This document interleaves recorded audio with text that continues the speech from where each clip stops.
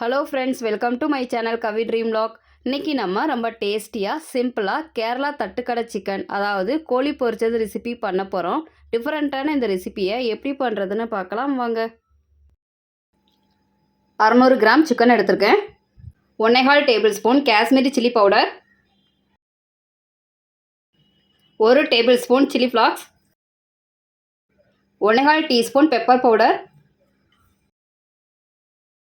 மஞ்சள் தூள் 3/4 teaspoon, 1/2 teaspoon சீரகத்தூள், 3/4 teaspoon garam masala, 1 teaspoon vinegar, 2 teaspoon இஞ்சி பூண்டு விழுது,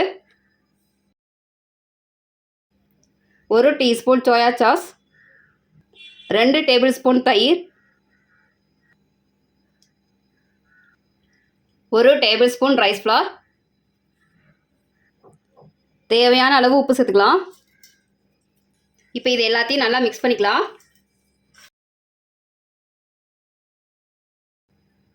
ஒரு மணி நேரம் சிக்கன் ஊறட்டும். எண்ணெய் நல்லா காஞ்சிருச்சு. சிக்கன் எல்லாத்தையும் 1 பை 1 சேர்த்துக்கலாம்.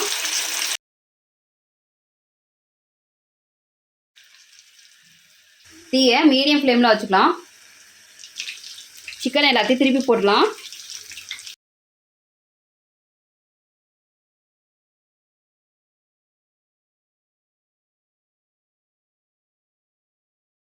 சிக்கன் எல்லாம் நல்லா ஃப்ரை ஆயிடுச்சுங்க. இப்போ நம்ம எடுத்துடலாம்.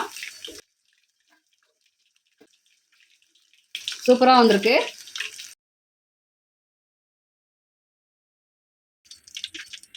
இதே மாதிரி எல்லா சிக்கனையும் ஃப்ரை பண்ணி எடுத்துக்கலாம்.